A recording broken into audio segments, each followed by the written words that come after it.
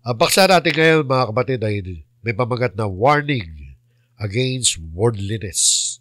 Ang version ng Biblia natin gagamitin ay ang bagong ang Biblia. Ang Biblia rin ang tawag dyan.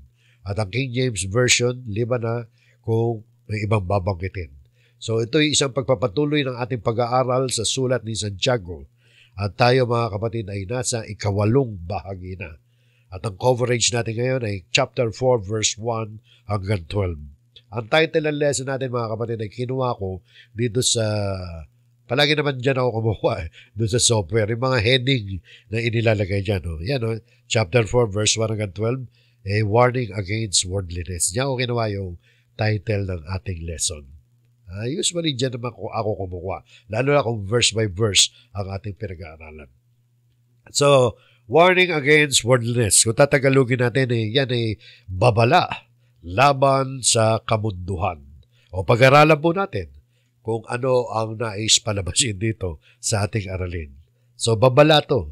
So, merong barbala laban sa kamunduhan. Pag sinabing kamunduhan, yung mga bagay na pansalibutan na yung isipan mo nandito lang sa mga bagay na pansalibutan at tungkol sa mga pagkakasala dito sa ibabaw ng lupa.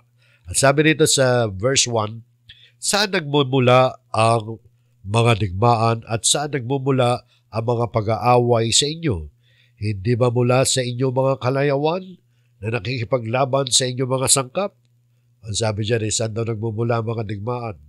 Saan nagmumula ang mga pag-aaway? Digmaan talagang literally wars, no? Mga digmaan. Pero yung wars na tinutukoy rito, hindi world war. Bagamat kung titingnan naman natin sa pagtakbo ng ating pagbasa ng mga talata, mukhang pati yung World War dyan din ang gagaling. Pero dito may partikular na binabanggit si Santiago. Yung war between Christians. Yung mga wars between Christians. Yung mga digmaan at yung mga pag-aaway ng mga Kristiyano. Marahil may nabalitaan si Santiago ng mga Kristiyano na nangalat. Alam natin, sinusulatan dito, di ba? Ito yung mga Christians na mga Hudyo na galing sa Jerusalem, na nangalat sila, nag-abroad sila dahil sa pag-uusig na naganap doon sa Jerusalem. So, namuhay sila sa ibang mga bansa. Sila yung sinusulatan dito, di ba? Napag-aralan natin yan. Nung pinag-aralan natin, yung umpisa pa lang nito, chapter 1. At dito siguro marahil nakabalita nga sa Santiago na may problema sila mga Kristiyano ron. Na sila nag-aaway-away. Kaya nagtatanong nga si Santiago, saan ba nagmumula yan? Pero yung tanong niya, meron din siyang sagot. At ang sagot niya, patanong din ang sagot niya. Pero yan na rin ang sagot niya. Di ba mula sa inyong mga kalayawan na nakikipaglaban sa inyong mga sangkap? So galing yan sa kalayawan. Kalayawan na nakikipaglaban sa mga sangkap. Ano ba yung kalayawan na tinutukoy rito? Ang kalayawan, mga kapatid, isinulat sa wikang Grego na heidone, na ibig sabihin to please, sensual delight, by implication, desire, lust, pleasure. Sa Tagalog, yung magbigay kasiyahan, pansariling galak. Sa pamamagitan ng implikasyon, pagnanasa, yung masamang pagnanasa. Masamang pagnanasa sa English ay lust, pleasure, kasiyahan. So yan yung mga bagay na nagpapasiya sa tao pero nagdudulot sa kanya ng pagkakasala. No? Pwedeng pagkakasala, pwede rin hindi naman. Sapagkat by definition yan mga kapatid, pwedeng lust, hindi naman lahat ng pleasure masama, di ba? Pero ginagamit niya sa salitang, katumbas ng salitang lust o masamang pagnanasa. Depende sa construction ng pangungusap. Sa construction ng pangungusap, negative talaga Kaya kalayawan ang translation at lust naman sa Ingles. Kaya nasabi natin negative dahil nakikipagdigma yan Yung kalayawan na yan o yung heidone na yan, sa wikang Grego na heidone, na yan ang mga kahulugan, pleasure, yung nagbibigay ng kasiyahan sa iyo, yan yung pleasure na nagbibigay ng kasiyahan sa konteksto na nakikipagdigma laban sa mga sangkap. Diba? Laban sa mga sangkap. Ano ba yung mga sangkap? Laban yan sa melos na tinatawag sa wikang Grego. Ano ba yan? A limb or part of the body, member, isang paa o bahagi ng katawan. Ibig sabihin, laban sa ating mga katawan. Kaya nga, kasalanan yan, mga kapatid. Hindi ba mula sa inyong mga kalayawan na nakikipaglaban sa inyong mga sangkap? So, kalaban ng ating mga katawan yan. At yan kung tawagin natin yung mga pagkakasala, mga masamang pagnanasa, yung mga desire, mga paghahangad. Kaya nga doon sa sumunod na talata, sabi, kayo'y naghahangad o naghahangad at kayo'y wala. Naghahangad sila. Wala sila. Naghahangad pa nung kung ano wala sila. Naghahangad sila. Ano ibig sabihin niya? Mauuwi yan sa pag-iimbot. Hinahangad mo yung wala ka. Wala ka, hinahangad mo. Gusto mo, meron ka rin dun sa kapwa mo. Kaya ang sumunod kayo'y pumapatay at kayo'y nag-iimbot. Nagdi-desire sila ng hindi naman kanila. No? At kayo'y hindi nagkakamit. Kayo'y nag-aaway at nagdidigmaan.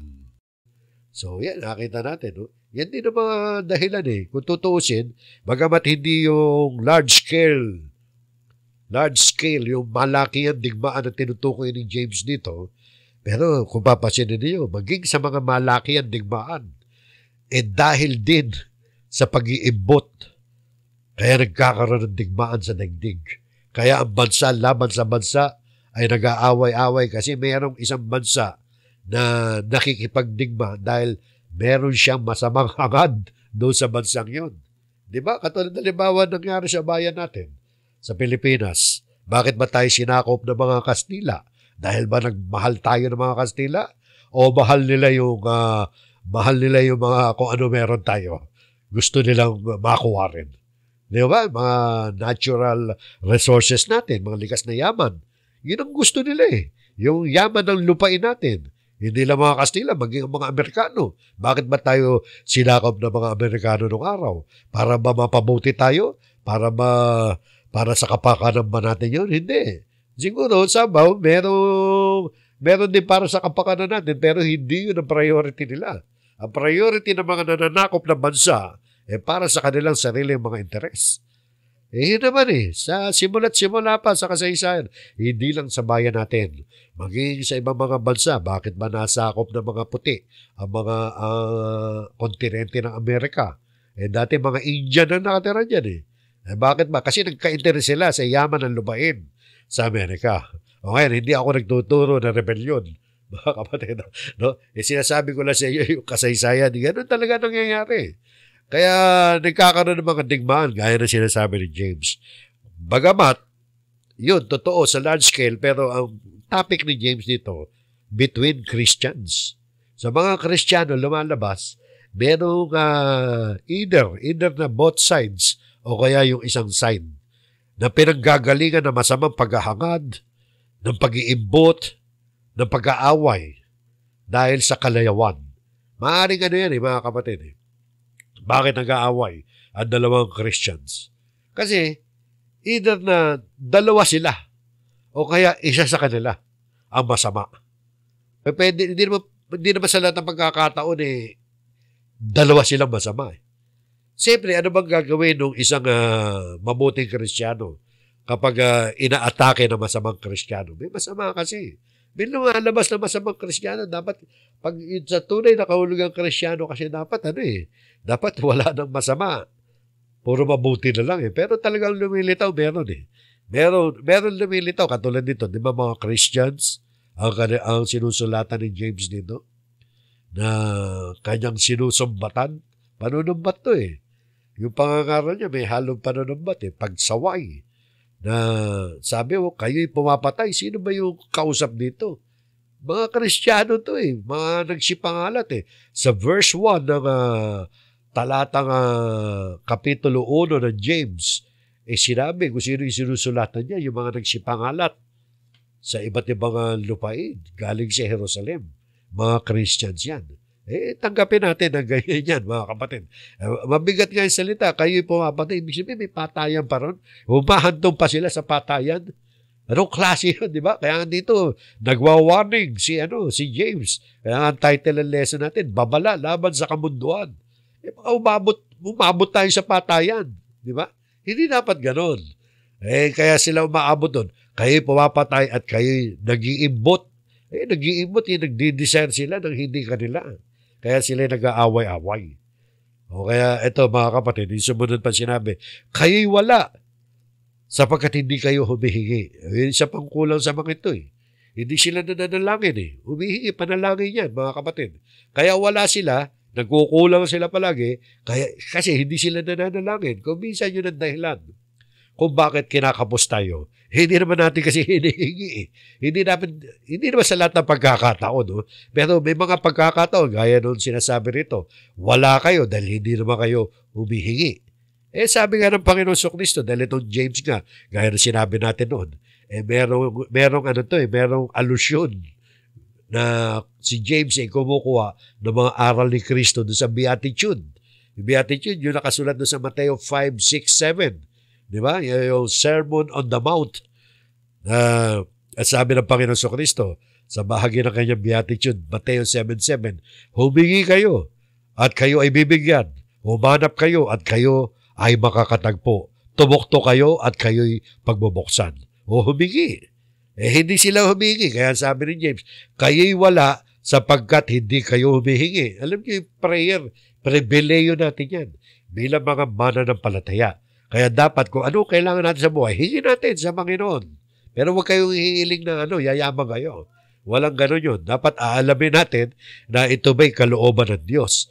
Kasi katulad nito, yung sumunod na talata, okay, sabi, kayo'y wala sapagkat hindi kayo humihingi. Paano naman yung humihingi? Ito wala pa rin.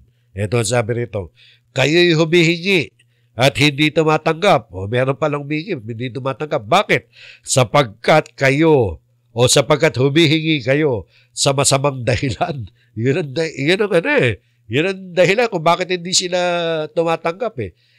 Yun ang nagiging ugat kung bakit sila hindi tumatanggap dahil humingi sila sa masamang dahilan upang gugulin ninyo ito sa inyong mga kalayawan. Kaya pala yung iba hindi tumatanggap dahil ang hinihingi nila sa masamang dahilan. Masama ang paghingi nila. Sabi sa English Standard Version, you ask and do not receive because you ask wrongly. Hindi lahat ng paghingi tama. Kaya titiyakin natin. Ano ba yung inihiling natin? Yan ba'y nasa ilalim ng kalooban ng Diyos? O baka naman gusto lang natin yung sarili nating kalayawan. Nakita natin kung ano ibig sabihin ng kalayawan. Yung sarili nating pleasure. Yung ikaliligaya natin. Upang gugulin ninyo ito sa inyong mga kalayawan. O minsan, kadalasan ng mga panalangin kasi ng tao yung para sa kanyang sariling kaligayahan.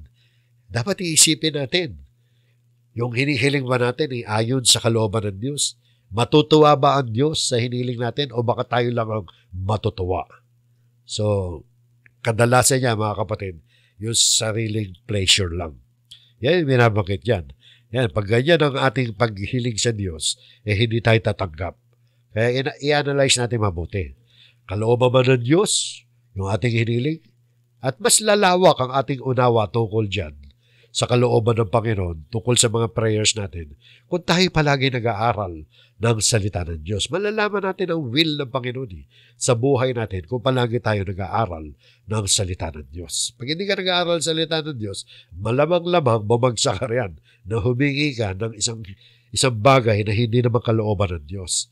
Na akala mo magandang bagay, yung pala, para sa kalayawan mo lang, sa sarili mo lang kaligayahan ang iyong hinihingi.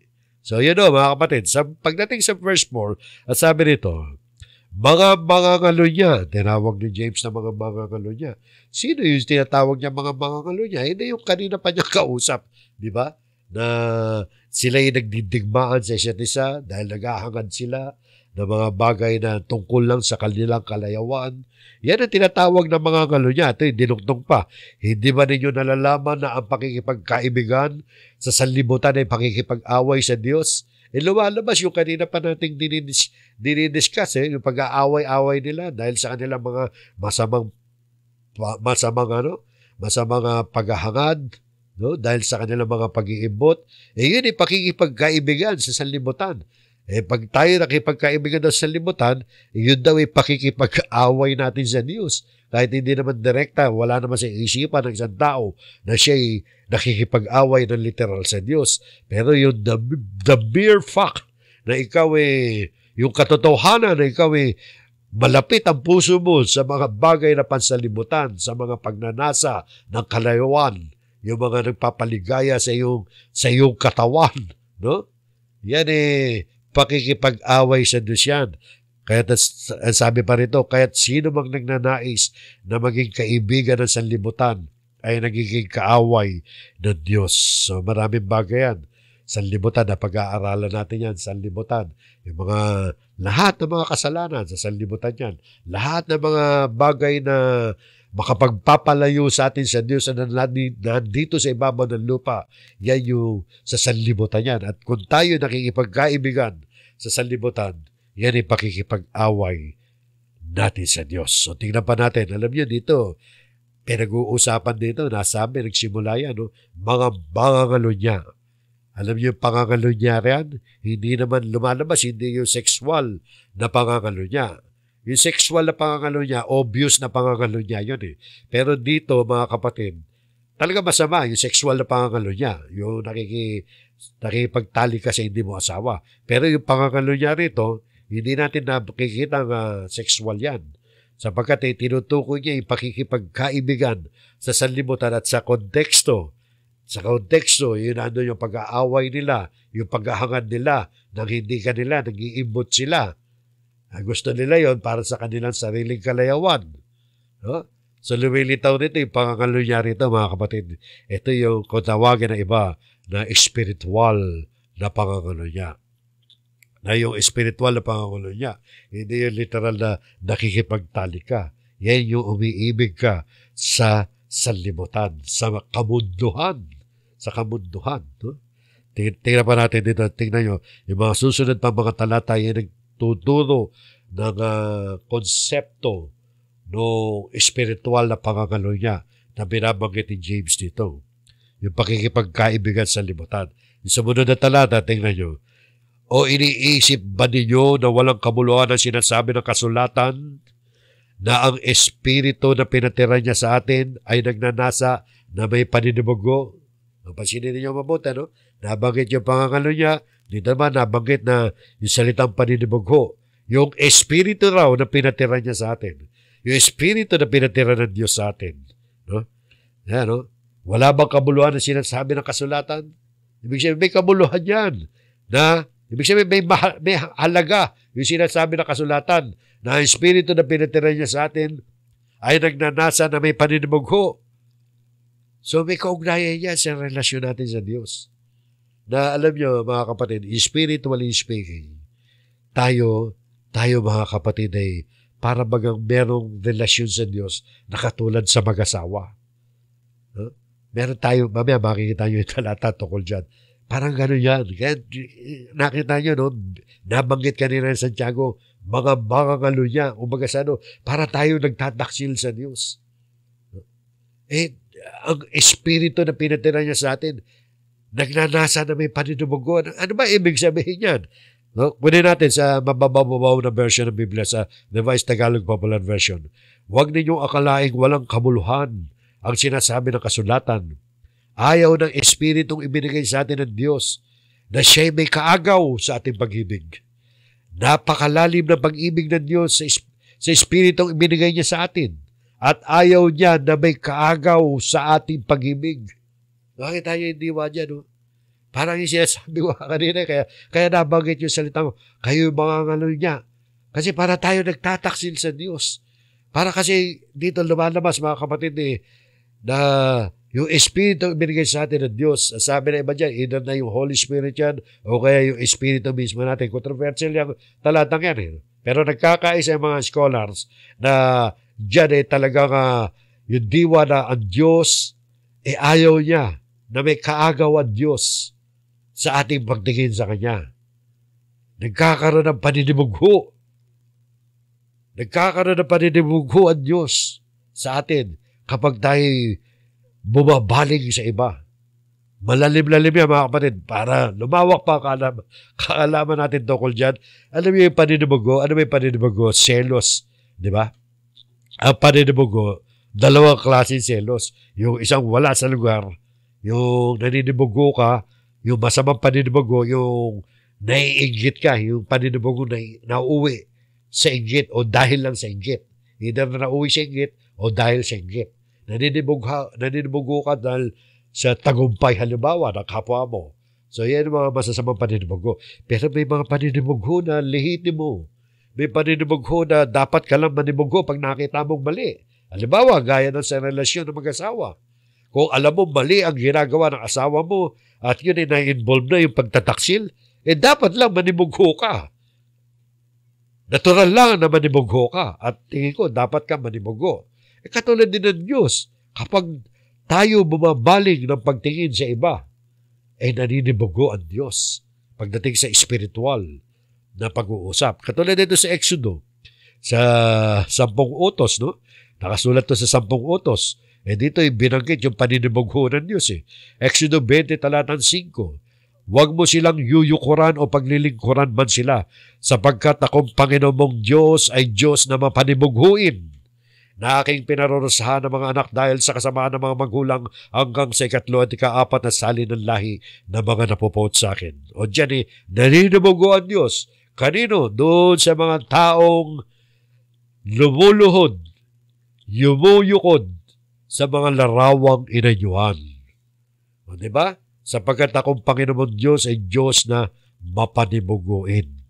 So yan yung jealousy na hindi masama. Yan kung tawagin yan baka Diyos na paninibugho. Pwede ka manibugho na baka Diyos na paninibugho. Yan Diyos mismo na naninibugho.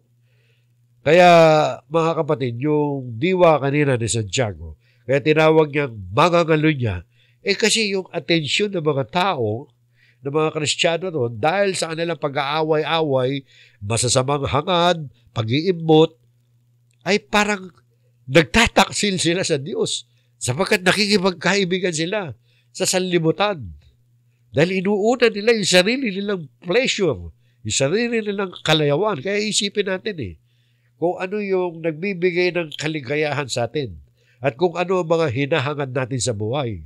Yung ba'y ayon doon sa kagustuhan ng Diyos o baka mamaya nagtataksil na tayo sa Diyos na kahit wala tayong Diyos-Diyosan, baka mangyari niyan para tayong sumasamba sa Diyos-Diyosan. Katulad nito, naninibugo ang Diyos doon sa mga sumasamba, sa mga rebulto, sa mga lumuluhod, sa mga larawang inanyuan. O palawakin pa natin, yung paninibugo ba ang Diyos, yan din ang sinasabi ni Apostol Pablo dito sa 2 Korinto 11:2. At sabi niya, ako'y nakakaramdam sa inyo ng makadiyos na paninibugho. Ano yung makadiyos na paninibugho? Godly jealousy. Bakit? Sapagkat kayo itinakda kong mapangasawa ng isang lalaki na kayo'y maiharap ko kay Kristo bilang isang malinis na birin. Yung sinasabi ko sa inyo kanina yung relasyon natin sa Diyos parang sa mag-asawa. Bagamat hindi natin pa pwedeng gawing literal yan. Pero spiritually, mga kapatid, figuratively, ganyan dinidescribe ng Biblia ang relasyon ng Kristiyano sa ating Panginoong Kristo. Na tayo may isang relasyon na para tayong pinapag-asawa. Hindi pa mag-asawa yan. Kung titignan natin sa Greek yan, betrothed yan. Betrothed. Alam niyo, sa mga Hudyo, meron tinatawag na betrothal. Yung parang engagement yan. Na ikaw naka-engage na para ikasal. Parang si Maria, naka-betroth kay Joseph noon. Na bawal na bagay yung betrothal na yun. Iyon ang ginagawa nila 1 year before marriage, before the marriage ceremony. Nagkakaroon ng kasunduan ng dalawang pamilya na ito'y magiging asawa ko na. After 1 year, ikakasal kami. At bawal na magtaksil doon. Bawal na palitan yun. Mahigpit ang batas nila. Kung titignan natin yung kultura niyan, yan yung background niyan. Na tayo mga kapatid, pinapag-asawa, no? Sapagkat kayo itinakda kong mapangasawa ng isang lalaki. Kaya itinakda kung mapangasawa. Future pa lang, di ba? Yan yung espouse naman doon sa Ingles, no? Iba yung tradisyon yan. Tradisyon yan ng pagiging espoused sa tradisyon ng mga Hudyo. Hindi pa talaga kasal yan. Pero hindi naman literal yan, mga kapatid. No? Tayo, spiritually, tayo mga Christians, ay nakatakdang ikasal. Spiritually at figuratively, sa ating Panginoon sa Kristo. Kaya nga, dyan papasok yung mga salitang paninibugho Kasi naninibugho dahil itinakda tayo na ikasal sa isang lalaki para may harap tayo kay Kristo bilang isang malinis na birhen Ngunit, natatakot daw si Pablo. Ako'y natatakot na kung paanong si Eva ay dinaya ng ahas sa pamamagitan ng kanyang katusuhan, ang inyong mga pag-iisip ay mailigaw mula sa katapatan at kadalisayan kay Kristo. So, nakita nyo, no, baka malihis sila eh. Malihis sila doon sa direksyon na sila ikakasal kay Kristo. Dahil natatakot si Pablo na baka matulad tayo kay Eva na nadaya ng ahas, di ba? Dahil sa katusuhan ng ahas at mailigaw tayo mula sa katapatan at kadalisayan kay Kristo. Maligaw tayo, maalis tayo sa pananampalataya. Yun yung, dyan naman sa kasong yan, mga kapatid. Kaya nabasa natin yan, nag-example tayo nung sinasabi dyan na makadiyos na paninimugo. Dahil ang Diyos nga, naninimugo rin kapag tayo'y naglilingkod sa ibang mga Diyos. Kaya nga nagagamit ni James sa mga Christians na sinulatan niya doon sa kanyang sulat na kayong mga mangangalo niya kasi talagang nagtataksil, lumalabas isang pagtataksil sa Diyos na sila'y nakikipagkaibigan sa mga makamundong pagnanasa. Kaya dito, sabi pa nga rito, sa Colosas 3:5, sabi ni Apostol Pablo, kaugnay pa rin ang pinag-aaralan natin, na yung ating relasyon sa Panginoon at yung paninimugho na umiiral sa damdamin ng Diyos kapag tayo naglilingkod sa iba, at yung kaugnayan nun sa James na yung makamundong pagnanasa ay sinabi niya mga mapangalo niya, di ba? Tingnan niyo rito. Patayin ninyo ang anumang makanlupa na nasa inyo. Pakikapid, karumihan, masamang pita, masasamang pagnanasa, at kasakiman na ito'y pagsamba sa mga Diyos-Diyosan. Kasakiman. Kasakiman. Ano yung kasakiman, mga kapatid? Covetousness. Yan yung masamang mong paghahangad. Masamang paghahangad tungkol sa ari-arian ng iba. Tungkol sa pag-aari ng iba. Hinahangad mo yung hindi naman sa iyo. Di ba hindi yung diwa na kay James? Bakit man nagkakaroon ng pag-aaway-away? Dahil meron silang masamang paghahangad sa kung ano meron ng iba. At alam nyo, yung covetousness nga, yung kasakiman na tinatawag, yan ay pagsamba rin sa Diyos-Diyosan. Kaya lumilitaw yung mga adulterers nga tayo. Adulterers. Tayo yung mga mangangalo niya kapag tayo umiibig sa sanlibutan, kapag nasa atin ang kasakiman, yung masamang pagnanasa. So, yun po mga kapatid, yun ang nakikita natin sinasabi rito na ang espiritu na pinatira niya sa atin ay nagnanasa na may paninumugo. Naninumugo ang Diyos kapag tayo, mga kapatid, ay napapaibig sa sanlibutan, sa mga bagay na makamundo. Kaya yan yung babala laban sa kamunduhan. Pero kahit ganyan, mahigpit ang Diyos sa atin. Mahigpit, totoo, mahigpit ang Diyos. Ayaw ng Diyos na tayo'y mababaling pa ng pagtingin sa iba. Gusto ng Diyos, nakafocus tayo sa Kanya. Nais ng Diyos na tayo maging tapat sa Kanya. Parang sa relasyon ng mag-asawa, dapat ikaw lang ang aking iibigin magpakailan pa man.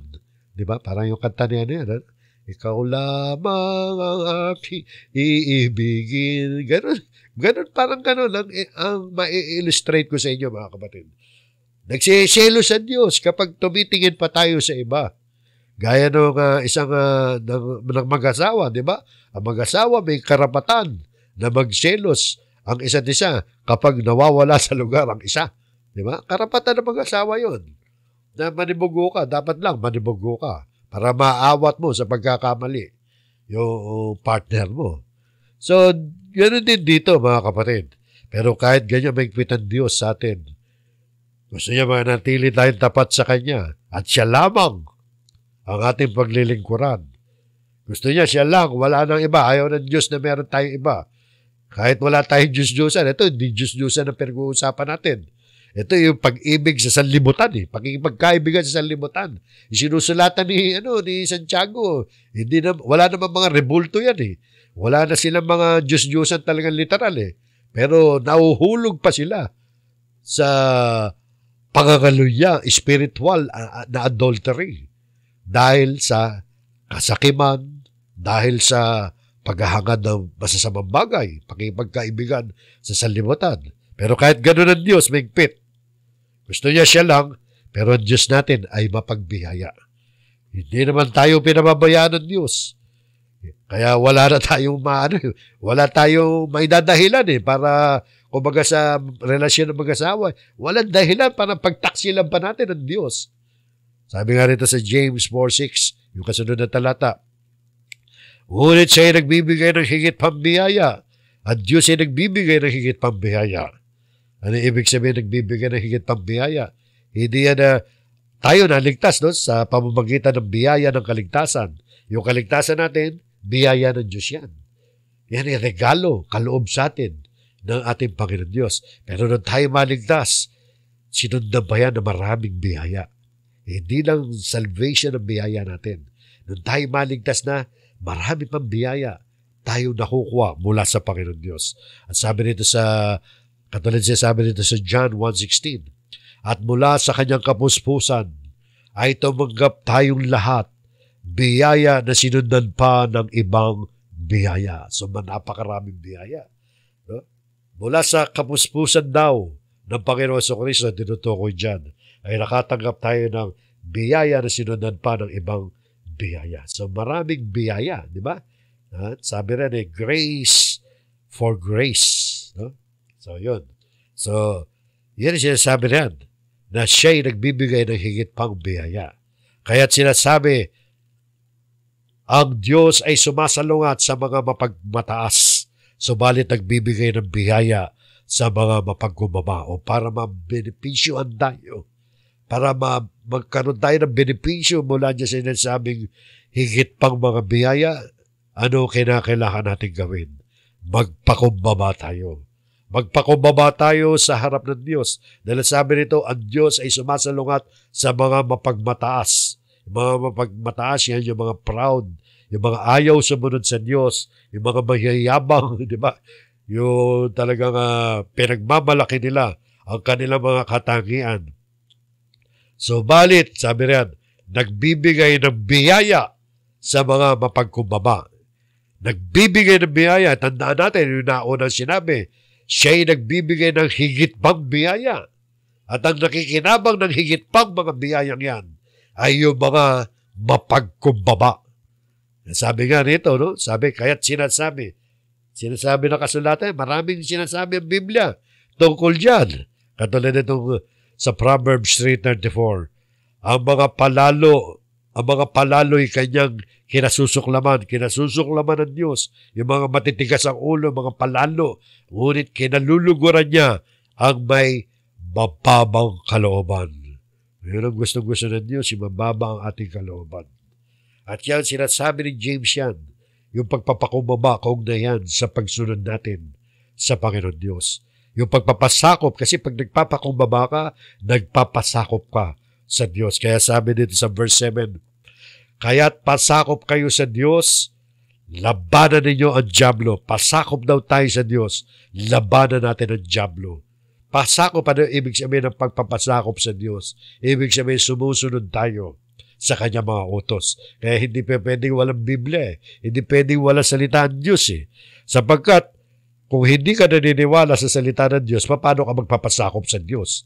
Kaya ang isang Kristiyano, kasama na kanyang pagiging mananampalataya, yung naniniwala siya sa salita ng Diyos. Nag-aaral siya ng mga utos ng Diyos. Kasi pag sinabing pasakop, submit yourselves therefore to God. Paano ka magpapasakop sa Diyos kung ayaw mo ng kanyang mga utos? Magkakontra yun. Kailangan sumusunod ka sa mga utos ng Diyos. At sabi dyan, labanan ninyo ang dyablo at siya ay lalayo sa inyo. Ang solusyon niya, mga kapatid, para malabanan natin ang dyablo, di pasakop tayo sa Diyos. Dahil ang kabaligtaran yan, nilalabanan natin ang dyablo. At sa ibang pagtuturo pa ng Biblia, paano natin lalabanan ang dyablo? Sabi sa 1 Pedro 5:8, magpakatino kayo. Magpakatino daw tayo. No? Big sabihin, be sober, be vigilant. Magbantay kayo, vigilant. Because, sabi nito, because your adversary, the devil, Ang dyablo na inyong kaaway, ay tulad ng leong gumagala at umuungal na umahanap ng kanyang malalapa. O symbolical yan, mga kapatid, o figurative. Na ang dyablo, parang siyang leong gumagala na umuungal, gutom na gutom. Naghahanap siya ng malalapa niya. Imagine niyo ganon. Pero hindi naman literal na leon yan, mga kapatid. No? Dahil pag literal nagagala si Satanas na gaya ng leon na umuungal, mapapatay siya. No? Hindi ganon. No? Pinakikita lang yung bagsik ni Satanas dyan, na dapat maging matino tayo. Paano natin siya lalabanan? Magbantay tayo maigi. Paano pa? Ang sinasabi paglaban dyan, yung sumunod na verse, siya'y labanan ninyo maging matatag sa inyong pananampalataya. Siya'y labanan ninyo maging matatag sa inyong pananampalataya. So, sa pamamagitan ng pagiging matatag sa pananampalataya, ay malalabanan natin ang dyablo at ganap tayo makapagpapasakop sa Diyos. Sabi nito, yabang inyo nalalaman ang mga kayong hirap ay nararanasan ng iyong mga kapatid sa buong sanlibutan. O, naghihirap din naman na marami dahil niya kay Satanas, pero magpakatatag daw tayo.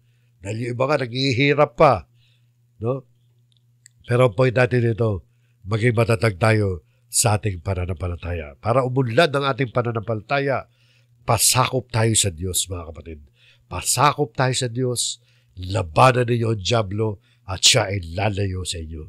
So, kailangan natin ang salita ng Diyos para magpasakop tayo sa Diyos. Kailangan natin ang mga utos ng Diyos para makapagpasakop tayo sa Diyos.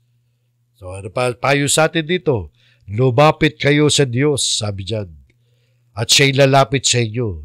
Matapos sermon na ni Sumbatan, ni James, yung mga kausap niya rito, sinusumbatan niyan, na kayo mga ngalo niya. Yun naman hindi pa kawalan ng pag-asa yun. Nandito pa rin ang alok, ang remedyo. Kung tayo ba ay nasasangkot sa mga ganong masasamang gawain, mga masasamang paghahangad, ang anyaya naman dito, lumapit kayo sa Diyos at siya'y lalapit sa inyo. Ibig sabihin yung pag-anyaya ng pagpanalangin ng pagsisisi. Paano ka malalapit sa Diyos? Manalangin ka, humingi ka ng tawad. Sabi pa rito, maglinis kayo ng inyong mga kamay, mga makasalanan, at pabanalin ninyo ang inyong mga puso. So, hindi natatapos sa prayer ng bibig lang, kundi meron pang aksyon. Kailangan linisin natin ang ating mga kamay. Yan figurative na meron tayong ikikilos. Di ba? Lilinisin, huhugasan. Paano mo? Siyempre, hindi naman literal yan na hugas lang ng kamay. Na sabon lang, mapapatawad ka sa mga kasalanan. Yan nagbabadya na kumilos kayo. No? Magbagong buhay kayo, di ba? At pabanalin ninyo ang inyong puso. Mga gano'n lang yan. At kayo mga may dalawang pag-iisip.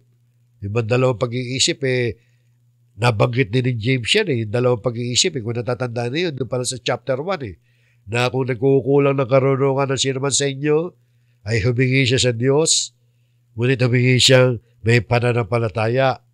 Sapagkat ang taong may dalawang pag-iisip ay walang tiyaga sa kanyang mga paglakad. Yung dalawang pag-iisip, yung kulang ng pananampalataya, yung alanganin siya sa pananampalataya niya. Double-minded mind. No? Yun ang yung ilustrasyon ni James yan sa chapter 1. Yung dalawang pag-iisip. Kasi walang pananampalataya actually yan. So, ano kailangan natin yan? Ayon dyan sa verse na yan, manalangin tayo sa Diyos. Lumapit daw tayo sa Diyos. Magsisi tayo sa ating mga kasalanan. Gaya na sinasabi sa mga talata ng Biblia, i-confess natin ang ating mga pagkakasala sa Diyos. Pagkakasala, tinutukoy niya rito, yung mga pagkakasala ng laban sa kamunduhan. Yung mga kamunduhang bagay, yung mga masamang pagnanasa, pag-iimbot, di ba? Yung mga pag-aaway-away ng mga Kristiyano sa isa't isa. Hindi dapat masumpungan mo sa atin yan. Maglinis tayo, pagsisiyan natin ang ating mga kasalanan, kailangan ng aksyon. Pabanalin ninyo yung mga puso. Paano mo papabanal ang puso? Paano ba napapabanal ang tao? Madalas natin paalala yan sa James 17 o sa John 17:17. Pakamanalin mo sila sa katotohanan, ang salita mo'y katotohanan. Palagi natin ay sisingit ang salita ng Diyos, di ba? Ang salita ng Diyos makapagpapamanal sa tao. Kaya napakahalaga yung Bible studies na ginagawa natin, yung mga pagtitipon na kung saan tayo nakapag-aaral ng salita ng Diyos. Sa verse 9, ano ba sabi nito ni James? Kayo'y managhoy, magluksa at umiyak. Palitan ninyo ang inyong pagtawa ng pagluluksa at ang inyong kagalakan ng kalungkutan. Parang isang panawagan din ng pagsisisi yan eh. Huwag kayo masyadong matuwa dyan sa pinagagawa ninyo. Managhoy kayo, magluksa kayo, umiyak kayo. No? Parang figurative yan, mga kapatid, na panawagan din ng pagsisisi. Verse 10. Ano ba sabi sa verse 10? Magpakumbaba kayo sa harapan ng Panginoon at Kanyang itataas kayo. Magpakumbaba, katulad dito ng pagpapasakop. No? Pag hindi ka nagpapasakop, hindi ka nagpapakumbaba. Alam niyo, yung pagpapakumbaba, hindi naman yan yung nag-iitsurang ka lang, humble lang sa harap ng mga tao. Yung pagpapakumbaba rito, sa harapan ng Panginoon. Ang nagpapakumbaba sa harapan ng Panginoon, gaya din yung sinasabi ni James kanina, pasakop kayo sa Diyos. Yan yung pagsunod sa mga utos ng Diyos. At sa verse 11 naman, sabi nito, 2 talata na lang mga kapatid, sabi nito, pasensya na kayo mga kapatid, nahihirapan ako magsalita Yung ilong ko, walang lumalabas na hangin. Pasensya na kayo, no? Medyo hirap ako magpaliwanag ngayon. Dahil sa barado, literally, walang hangin na lumalabas sa ilong ko. Ang sabi nito, mga kapatid, huwag kayong magsalita ng masama laban sa isa't isa. So, nagsimula to dun sa verse 1 kanina, na may away-away rin. May kaguluhan dyan sa sinusulatan ni James. Kaya ito naman ang instruction niya sa bandang huli. Huwag kayong magsalita ng masama laban sa isa't isa. So, ang mga Kristiyano hindi dapat nagsasalita ng masasamang bagay laban sa isa't isa. Ang nagsasalita laban sa kapatid o humahatol sa kanya kapatid ay nagsasalita ng masama laban sa kautusan at humahatol sa kautusan. Ganun lumalabas Kapag ikaw ay nagsasalita ng masama laban sa kapatid mo sa pananampalataya, parang nagsasalita ka ng masama laban sa mga utos ng Diyos. Di ba? Parang gano'n yan At parang ka nagiging tagahatol na kautusan. Sabi nito, ngunit kung ikaw ay humahatol sa kautusan, hindi ka na tagatupad ng kautusan, kundi isang hukom. Tayo, hindi naman tayo hukom ng kautusan Tayo tagatupad dapat ng kautusan. Na nakikinig at tumutupad. Di ba? Yung mga nadaanan natin mga talata rin ni James. At sa mga huling talata, sabi naman ni James, iisa ang tagapagbigay ng kautusan at hukom. Isa lang. Yan itumutukoy siya Diyos. Siya lang ang tagapagbigay ng kautusan, hindi tayo. Kaya nga, pag humahatol tayo sa kapatid, nagsasalita tayo ng masama laban sa kapatid, para tayong hukom ng kautusan. At sabi pa, siya na may kapangyarihan magligtas at pumuksa, yan ang Diyos. May kapangyarihan, iligtas tayo, may kapangyarihan din siyang puksain tayo. Kaya sino ka na humahatol sa iyong kapwa? Ibig sabihin, huwag tayong humatol sa isa't isa. Huwag tayong magkagulo. Huwag tayong mag-away-away bilang magkakapatid sa pananampalataya. Nagkaroon sila ng pag-away-away, kung re-review natin mula noong una, kasi nagkakaroon sila ng masamang hangad sa isa't isa. Yung pag-aari ng isa, gusto kunin ng isa. Yung gusto, ayaw siguro masapawan ng isa yung isa. At alam niyo mga kapatid, either na both sides, inuulit ko, ay may diferensya. O kaya yung isa sa kanila, may diferensya. Dalawang bagay lang yun, di ba? Kaya nag-aaway ang mga Kristiyano dahil una-una, dalawa sila may kasalanan. Pero yung iba, yung isa walang kasalanan, yung isa naman ang may kasalanan. At ang kasalanan tinutukoy rito, yung pag-ibig sa mga bagay na kabunduhan, yung mga pambagay na pansanlibutan, yung mga nagbibigay ng kaaliwan sa mga physical body natin na humahad lang naman sa kalooban ng Diyos. So hanggang dyan mga kapatid, ang ating lesson tungkol sa warning against worldliness. Naway may apply natin ito sa buhay natin. Maraming salamat. Pagpalain tayo ng ating Panginoon, tayo po'y muling manalangin.